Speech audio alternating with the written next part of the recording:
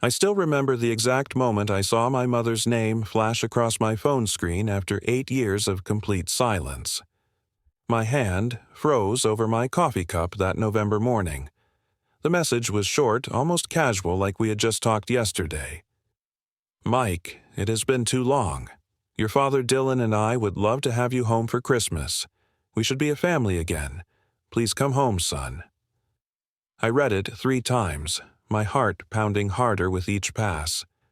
8 years ago, I put my younger brother Dylan in the hospital after I walked in on him with my girlfriend Jessica in our bed. My family chose his side. They called me violent, uncontrollable, dangerous. Now, I had a wife, a daughter, a whole new life, 2 states away. Why now? What changed? Something felt wrong. Before I dive into what happened next, I want to ask you something. Where are you watching this from? Drop your location in the comments below. If you have ever been betrayed by the people you trusted most, go ahead and hit that like button right now. And make sure you subscribe, because what I discovered about why my family really invited me back after all those years will show you that sometimes the deepest cuts come from the ones who are supposed to love you unconditionally. Now, let me take you back to where this all started 8 years ago in Denver, when my world completely fell apart. I was 24 years old working as a graphic designer at a small agency in Denver, pulling decent money and living what I thought was a pretty solid life. Jessica and I had been together for 3 years. We shared a tiny 1-bedroom apartment in Capitol Hill, the kind of place with creaky floors and a radiator that clanked all night, but it was ours. We talked about getting engaged that year. I'd even started looking at rings, nothing fancy, but something that would make her smile. My relationship with my family was strong back then, especially with Dylan. He was my little brother, just 2 years younger, and we were tight growing up. We played basketball in the driveway until the streetlights came on, went camping in Rocky Mountain National Park every summer, shared everything. Dylan had just graduated from college that spring with a degree in business, but the job market was rough. He was sleeping on couches, sending out resumes, getting nowhere. I told him he could crash with Jessica and me for a couple months until he got on his feet. She was cool with it. We set him up on the pull-out couch in our living room, and honestly, it felt good having him around. We would stay up late watching games, order pizza, crack jokes. Jessica seemed to like having him there too. She would make coffee for all 3 of us in the morning, and they would chat while I got ready for work. I remember feeling grateful that my girlfriend and my brother got along so well. I thought that was a good sign for the future. But then things started shifting in ways I could not quite name at first. Jessica became distant around midsummer. When I asked what was wrong, she blamed it on stress from her job at the dental office. She stopped wanting to go out on weekends, said she was too tired. Our physical relationship dried up completely. For over a month, she turned away every time I tried to be close to her, making excuses about headaches or exhaustion. I tried to be understanding. I figured maybe she was going through something and just needed space. Dylan started coming home later, and later from his job search, sometimes not rolling in until after midnight. A few times I came home early from work and found the 2 of them talking in hushed voices on the couch, and they would go quiet the second I walked through the door. One night I woke up around 3 in the morning to use the bathroom. The apartment was dark and quiet. I glanced toward the living room and noticed Dylan was not on the pull-out couch. The blankets were pushed aside, but he was gone. I walked through the apartment and found him standing on our narrow balcony smoking a cigarette. Dylan had never smoked before in his life. I stepped outside and asked him what he was doing up. He barely looked at me, just took another drag and mumbled something about not being able to sleep. The conversation felt strained, awkward. He would not meet my eyes. I went back to bed feeling uneasy, but told myself I was being paranoid. Maybe he was just stressed about job hunting. Maybe I was reading too much into everything. Then came that Friday afternoon in late August. My boss let everyone go home early because the office was closing for a long weekend. I decided to surprise Jessica. I stopped at the grocery store, picked up a bouquet of sunflowers because those were her favorite, grabbed a bottle of red wine, and headed home with this stupid grin on my face, excited to have an unexpected afternoon with her. When I got to our building and walked up the stairs, I noticed our apartment door was unlocked. That was weird. Jessica was paranoid about locking doors. I pushed it open slowly, calling out her name. No answer. Then I heard it. A sound coming from our bedroom. Not loud, but distinct enough. My stomach dropped. My brain tried to rationalize it. Maybe she was watching something on her laptop. Maybe she was on the phone. But my legs carried me down the hallway anyway. I opened the bedroom door. Time did this strange thing where it seemed to stop and speed up all at once. Jessica was in our bed, the bed I had picked out at IKEA, the bed we had assembled together on a Sunday afternoon. And Dylan was there with her. They were tangled in sheets that I had washed just 2 days before. For about 10 seconds I just stood there. My brain could not process what my eyes were seeing. It felt like watching a movie like this could not possibly be my actual life. Jessica screamed and grabbed for the blanket. Dylan sat up, his face going white. Neither of them said anything that made sense. I do not even remember what they said. All I remember is this wave of heat rushing through my entire body, this feeling like my chest was caving in and exploding at the same time. I did not think. I just moved. I lunged across the room and grabbed Dylan by the arm, yanking him off the bed. He stumbled and fell onto the floor, and I was on top of him. I hit him. I hit him again. And again. I do not know how many times. He was not really fighting back, just trying to cover his face with his arms. Jessica was screaming, pulling at my shirt, trying to drag me off. I remember the sound of my fist connecting with his nose, this awful cracking sound. Blood started pouring down his face.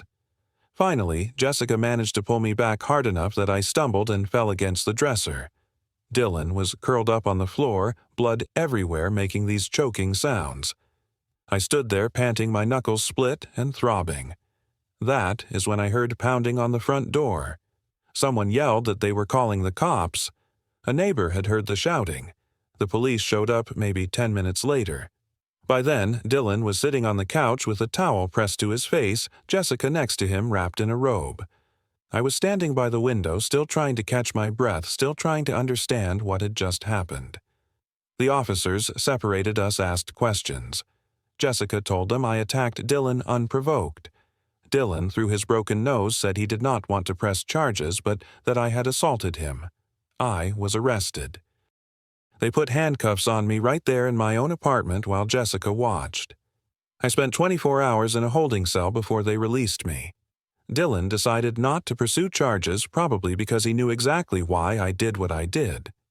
I tried calling my parents from jail. My mom did not pick up. I tried again when I got out. Still nothing. Finally, my dad called me back that evening. His voice was cold, clipped. He told me he and my mother had been at the hospital with Dylan, who needed surgery on his nose. He said they were disappointed in me. No, disappointed was not the word he used. He said, I did not raise a son who solves problems with his fists. Whatever Dylan did, you had no right to put him in the hospital. I tried to explain. I tried to tell him what I had walked in on, what they had done to me. He cut me off. He said, violence is never the answer, Mike. Your brother could have permanent damage. We need some space from you right now.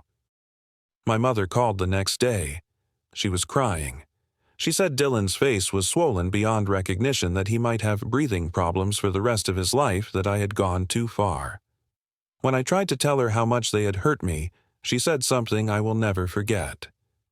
I am so disappointed in you.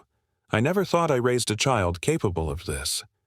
Not, we will work through this. Not, let us all sit down and talk. Just disappointment, just shame, directed entirely at me. A week later, I found out through a mutual friend that Dylan and Jessica had moved in with my parents. They were staying in my childhood bedroom. My family had taken them in and shut me out completely. Every attempt I made to reach out over the next few months was ignored. Calls went to voicemail. Emails went unanswered. By Christmas that year, I was completely alone. So I did the only thing I could think of. I left Denver entirely and started over. I moved to Portland, Oregon in January, about 4 months after everything imploded. I found a job at a bigger agency, nothing glamorous at first, just a junior designer position that paid enough to cover rent on a studio apartment in southeast Portland. The first 2 years were brutal. I went to work, came home, sat in the dark, and tried to figure out how I had lost everything in a single afternoon. I started seeing a therapist, a woman named Dr. Patel, who specialized in trauma and family dynamics. She helped me understand that what I had experienced was not just betrayal, but a complete dismantling of my sense of safety and trust. I was angry for a long time. Angry at Dylan. Angry at Jessica. Angry at my parents for choosing sides so quickly and so absolutely. But mostly, I was angry at myself for losing control, for letting my rage take over, for giving them a reason to paint me as the villain. Slowly, painfully, I started rebuilding. I joined a gym and started lifting weights, not to get huge or anything, just to have somewhere to put all that anger. I started reading again, mostly memoirs about people who had survived worse than I had, people who had rebuilt their lives from nothing. I joined a support group for people dealing with family estrangement. Hearing other people's stories helped me realize I was not crazy, that I had not overreacted, that sometimes families fail you in ways that are unforgivable. By my second year in Portland, I was doing better. I got promoted at work. I stopped having nightmares about that afternoon in the bedroom. I stopped checking my phone, hoping my mom would call. Then, when I was 27, I met Sarah. It was such a random, ordinary moment. I was sitting in a coffee shop near my office on a rainy Tuesday morning working on my laptop, and she sat down at the table next to mine with this huge stack of medical textbooks. She was a pediatric resident at Oregon Health and Science University in her final year of training, and she had this exhausted but determined look on her face that I found incredibly attractive. I accidentally knocked over my coffee reaching for my phone, and it spilled across the floor toward her table. She laughed and helped me clean it up, and we started talking. I told her I was a graphic designer. She told me she had not slept more than 4 hours a night in 6 months. We exchanged numbers. 2 days later, I texted her asking if she wanted to get dinner. She said yes. Sarah was different from anyone I had ever dated. She was calm, thoughtful, ridiculously smart. On our third date, I told her about Denver. I told her everything. About Dylan, about Jessica, about the fight, about my family cutting me off. I figured if she was going to run, better to know now than 6 months down the line. But she did not run. She listened, asked questions, and then said something that stuck with me. She said, "You protected yourself the only way you knew how in that moment. It does not make you a bad person. It makes you human." We dated for 2 years before I proposed. We got married in a small ceremony at a vineyard outside Portland with just a few friends present. No family on my side. That hurt, but I had made peace with it by then. Or at least, I thought I had. Our daughter Emma was born 3 years ago. The moment they placed her in my arms, I felt something shift inside me. I finally had a family again. A real one. One that I chose, and that chose me back. Sarah went back to work part-time at a pediatric clinic, and I had worked my way up to creative director at my agency. We bought a house in the suburbs with a backyard. We were happy. Genuinely, deeply happy. I had not thought about my parents or Dylan in any serious way for years. Sometimes I would see something that reminded me of my childhood, like a song my dad used to play in the car, or a commercial for a camping brand we used to use, and I would feel a little pang. But I had trained myself not to dwell on it. They had made their choice. I had made mine. I assumed we would just live our separate lives until one of us died. I never expected to hear from them again. Then that text came through in November. It was a regular Monday morning. Sarah had already left for work. Emma was at preschool. I was sitting at the kitchen table going through emails when my phone buzzed. I saw my mom's name and just stared at it for a full minute before opening the message. "Mike, it has been too long. Your father Dylan and I would love to have you home for Christmas. We should be a family again. Please come home, son." I read it over and over. My first instinct was anger. 8 years of silence, and now this. But then I felt something else. Curiosity. Maybe even a tiny bit of hope, which I hated myself for feeling. When Sarah got home that evening, I showed her the message. She read it carefully and then looked at me. "What do you want to do?" she asked. I told her I did not know. Part of me wanted to delete the message and pretend I never saw it. But another part of me, the part that still remembered being a kid playing catch with my dad in the backyard, wanted answers. I wrote back asking how everyone was doing. My mom responded within an hour, which surprised me. She said everyone was healthy, that my dad was getting older and thinking a lot about family, that they missed me. She did not mention Dylan much, just said he was doing okay. She did not mention Jessica at all. I asked directly, trying to sound casual. "Is Jessica still around?" My mom's response was short. "Oh no, honey. Dylan and Jessica broke up a few years ago. It did not work out." That caught me off guard.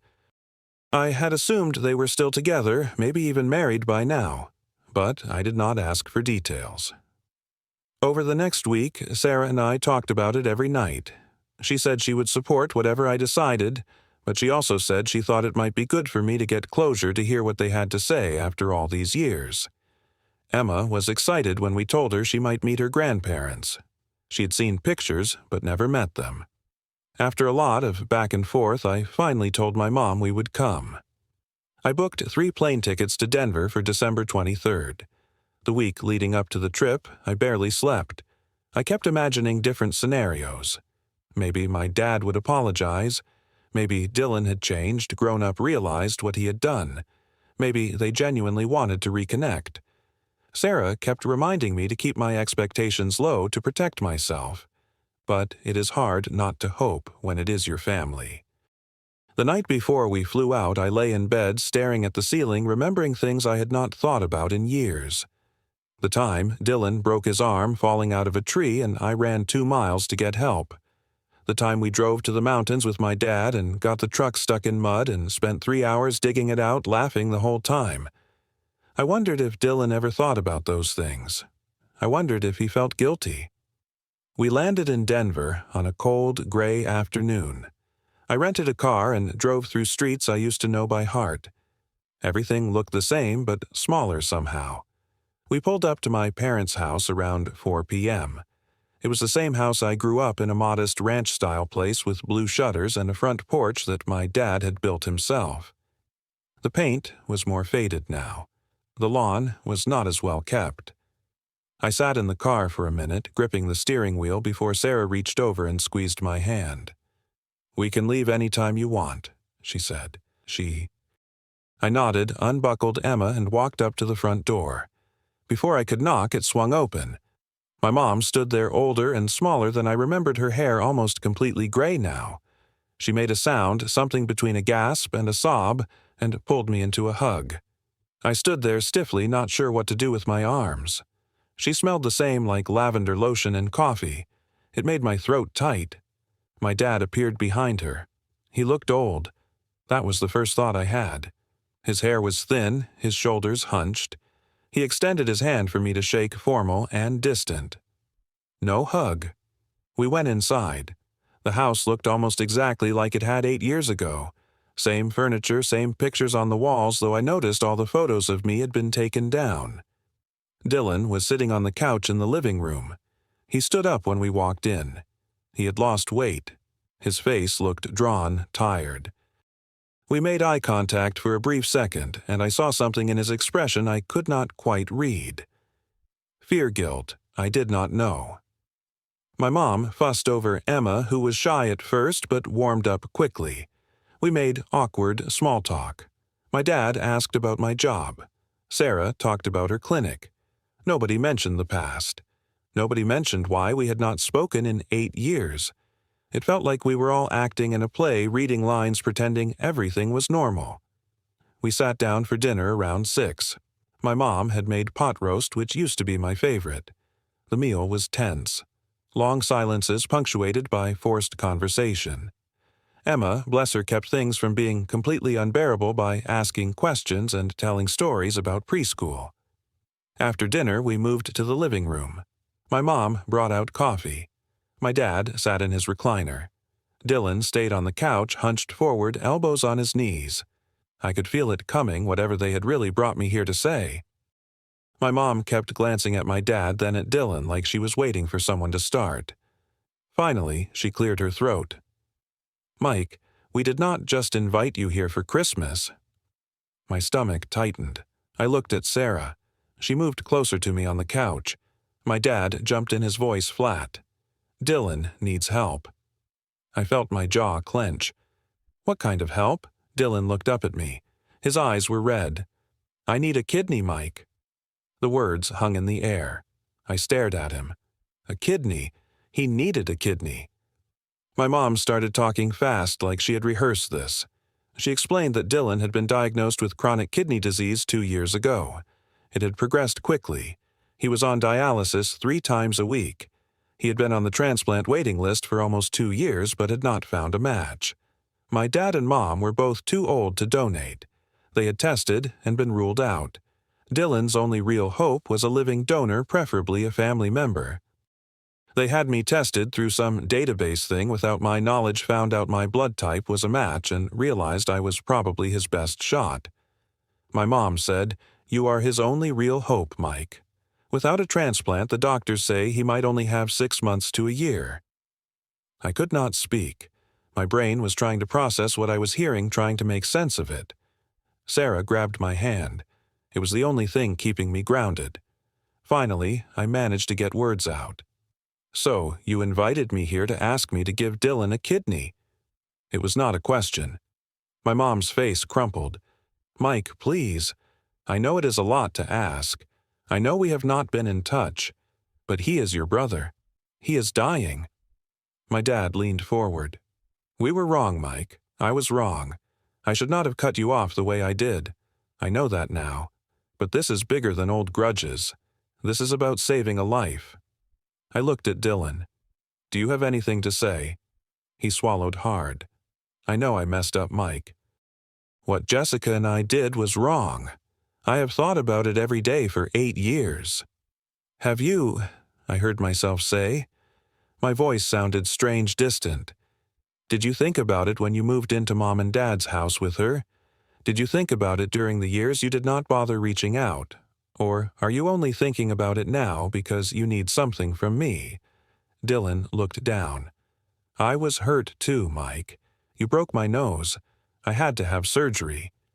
I felt anger rising in my chest, hot and familiar. "I broke your nose because I found you in bed with my girlfriend. In my bed. In the apartment I was paying for while I helped you get back on your feet," my mom interjected. "Mike, honey, we know Dylan made a mistake. But he has suffered too. He and Jessica did not last. She cheated on him with someone else and he was heartbroken.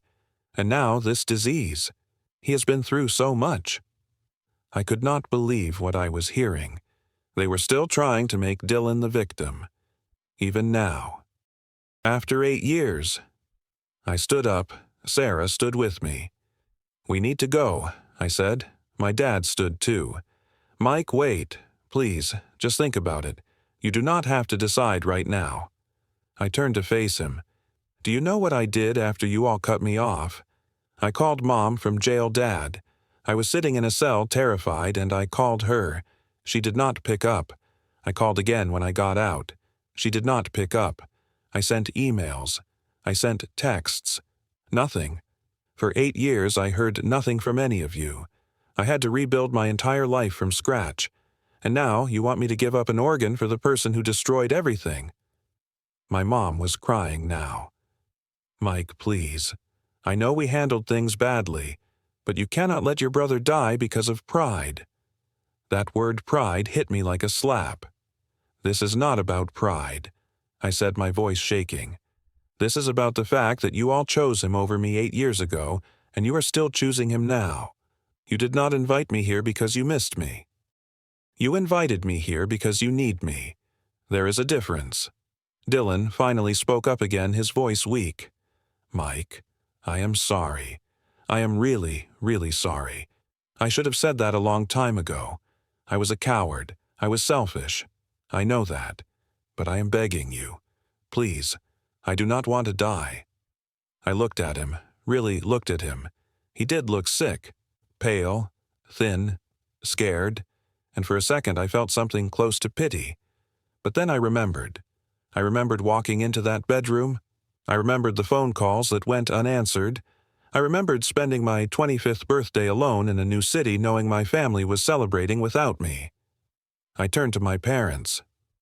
Do you know what Mom said to me when I called her from jail? She said she was disappointed in me. She said she did not think she raised a son like me. Those words destroyed me more than anything Dylan did, because Dylan was just being selfish and stupid. But you were supposed to love me no matter what. You were supposed to ask my side of the story. You were supposed to care that I was in pain. But you did not. You just decided I was the villain and shut me out. My dad stood up straighter. What do you want from us, Mike? Do you want me to get down on my knees and beg? Fine.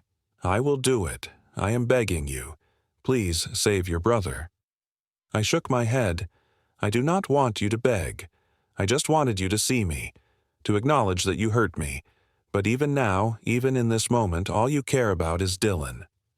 I walked toward the door. Sarah picked up Emma, who had been playing quietly in the corner, oblivious to the tension. My mom followed us. Mike, please, do not do this. Do not let him die. I am begging you as your mother. I stopped at the door and turned back one last time. Dylan killed the version of me that trusted people, that believed family meant something, that thought love was unconditional, that Mike died 8 years ago. The man standing here does not owe Dylan or this family anything. My mom let out a sob. My dad looked like he might collapse. Dylan just sat there staring at the floor. I walked out the door with my wife and daughter and did not look back. We drove to a hotel near the airport. Emma fell asleep in the car. Sarah did not say anything until we were in the hotel room. Then she turned to me and asked, "Are you sure?" I nodded. I have never been more sure of anything in my life. That night, I slept better than I had in years. We flew back to Portland the next morning. I turned my phone off on the plane and did not turn it back on until we got home. When I did, there were 17 missed calls from my mom and 6 voicemails. I did not listen to them. I deleted them all. There were also 3 texts from my dad. The first one said, "Please reconsider." The second one said, "We are sorry." The third one said, "You are condemning your brother to death." I blocked all their numbers. Sarah asked me several times over the next few days if I was okay, if I had any regrets. I told her the truth. I felt lighter. For 8 years I had carried this weight, this belief that maybe I had overreacted, that maybe I was the bad guy in the story. But seeing them again, hearing them try to manipulate me into giving up a part of my body without ever truly acknowledging what they had done to me, it gave me clarity. I was not the villain. I never had been. 2 weeks after we got back, my dad sent an email to my work address which I had not blocked. It was long, several paragraphs. He admitted that he and my mom had handled the situation poorly 8 years ago. He said they should have listened to my side. He said they should have supported me. He apologized for cutting me off. But then the email ended with another plea for me to reconsider donating to Dylan. Even his apology was just a means to an end. I did not respond. Sarah asked me one night while we were getting ready for bed if I thought I would regret it if Dylan died. I thought about it for a long time before answering. "I will be sad," I said, "but I would not regret my choice. If I gave him my kidney, I would regret that, because it would mean I let them make me feel guilty for protecting myself." She kissed my forehead and told me she was proud of me. That meant more to me than anything my parents could have said. In March, about 3 months after our trip to Denver, I got a message from a cousin I had not heard from in years. She told me Dylan had received a kidney from a deceased donor. He was recovering. He was going to live. I felt a strange mix of relief and vindication. I was glad he was not dead. I am not a monster, but I also felt validated in my decision. He had found another way. He had not needed me after all. I never responded to my cousin. I did not reach out to my family to congratulate them. I just went on with my life. Emma started kindergarten that fall. She made friends, brought home drawings, told us about her day every evening at dinner. Sarah and I celebrated our 5th wedding anniversary. I got another promotion at work. Life moved forward, and for the first time in a long time I was not looking back. I thought a lot about forgiveness during those months. People talk about forgiveness like it is this noble, necessary thing, like you are not truly healed until you forgive the people who hurt you. But I realized forgiveness is not about them. It is about you. And I had already forgiven myself for what I did 8 years ago. That was enough. I did not need to forgive Dylan for sleeping with Jessica. I did not need to forgive my parents for abandoning me. Forgiveness would not change what they did. It would not give me back those 8 years. What I needed was boundaries. I needed to protect myself and the family I had built. And that is exactly what I did. I did not sit around consumed by anger or bitterness. I just chose to move forward without them in my life. And that choice gave me peace. There are moments, even now, when I think about them. When Emma asks why she does not have grandparents like her friends do, I tell her the truth in a way she can understand. I tell her that sometimes families do not stay together, and that is sad, but it does not mean we do not have people who love us. She has Sarah's parents who adore her. She has friends. She has us. That is more than enough. Sometimes I wonder if my parents think about me if they regret how things went. I wonder if Dylan ever really understood the depth of what he did, or if he just saw himself as someone who made a mistake and got punished too harshly. But those thoughts do not keep me up at night anymore. They are just passing curiosities, not open wounds. I learned something important through all of this. Family is not just about blood. It is about who shows up for you, who sees you, who chooses you even when things are hard. My parents and Dylan were my family by birth, but they stopped being my family the moment they decided I was disposable. Sarah and Emma are my family because they chose me, and I chose them back every single day. That is what matters. Not DNA, not shared history. Just love, respect, and commitment. I have that now. I have a home where I feel safe. I have a wife who believes in me. I have a daughter who thinks I hung the moon. That is more than a lot of people get in this life. I am grateful for it, and I refuse to let the ghosts of my past take that away from me. One evening last month I was sitting on our back porch watching Emma play on her swing set. Sarah came out and sat next to me, handed me a beer. We sat in comfortable silence for a while. Then she said, "Do you ever think about reaching out to them?" I shook my head. No. They know where I am if they ever want to apologize for real, not just because they need something from me. But I am not holding my breath. She nodded. Good. You deserve better than people who only see your value when they can use you. And she was right. I do deserve better. We all do. Sometimes the hardest thing is admitting that the people who were supposed to love you the most are not capable of it. But once you accept that once you stop waiting for them to change or see the light, you can finally start living for yourself. I do not know what the future holds. Maybe one day my parents will reach out with a genuine apology, one that does not come with conditions or requests. Maybe Dylan will realize that what he did was not just a mistake, but a betrayal that had consequences. Maybe we will find a way back to each other, but I am not counting on it. And, more importantly, I am not waiting for it. I have built a life I am proud of, surrounded by people who love me, for who I am not, what I can give them. That is enough. That is everything. And if my family back in Denver never understands that it is their loss, not mine. I walked away from that house on Christmas Eve with my head held high, knowing I had made the right choice, and I would make the same choice again every single time. The freedom I feel now is something I never thought I would have. For years I was haunted by the idea that maybe I was wrong, maybe I had been too harsh, maybe I should have just accepted what happened and moved on without making such a big deal out of it. But standing in that living room, hearing them ask me to give up a part of my body without ever truly acknowledging the part of my soul they had taken, I realized something. I was never the problem. My reaction was not the problem. The problem was that they valued appearances and comfort over truth and justice.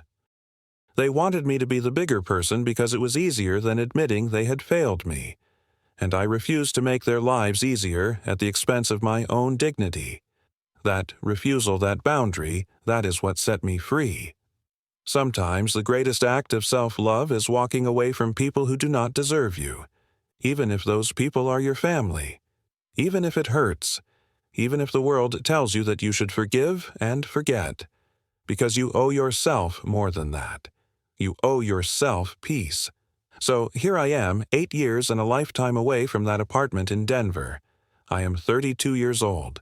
I have a career, I love a wife who challenges and supports me, a daughter who makes me laugh every single day. I have friends who would drop everything to help me if I needed it. I have a therapist I still see once a month, not because I am broken, but because I am committed to staying whole. I have learned that healing is not about going back to who you were before the trauma. It is about becoming someone new, someone stronger, someone who knows their worth. And I know mine now. I know that I am not defined by what Dylan did, or by how my parents reacted, or by the worst moment of my life. I am defined by how I rebuilt myself after everything fell apart, and I am proud of who I have become. If you are listening to this and you have ever been betrayed by someone you loved, I want you to know something. It is okay to protect yourself. It is okay to set boundaries. It is okay to walk away from people who hurt you, even if they are family. You do not owe anyone your pain. You do not owe anyone forgiveness if they have not earned it. And you certainly do not owe anyone pieces of yourself, literal or metaphorical, just because they expect it. Your first responsibility is to yourself, to your healing, to your peace. Everything else is secondary. I wish someone had told me that 8 years ago. But I know it now, and I am telling you, you deserve better. You always have. Do not let anyone convince you otherwise. I want to ask you something before we wrap up here. Have you ever had to walk away from family because staying would have destroyed you? Have you ever been asked to sacrifice yourself for someone who never sacrificed anything for you? Drop your thoughts in the comments. I read every single one, and your stories matter. If this story resonated with you, hit that like button. Share this video with someone who needs to hear that it is okay to choose themselves. And subscribe to the channel because I will keep sharing these real raw stories about life, family, betrayal, and healing. Your support means everything. Thank you for listening to my story. Thank you for being here. I hope wherever you are surrounded by people who truly see you and love you for exactly who you are. And if you are not there yet, I hope you find the courage to build that life for yourself. You deserve it. Take care of yourselves. Be kind to yourselves. And remember, sometimes the family you choose is the one that matters most.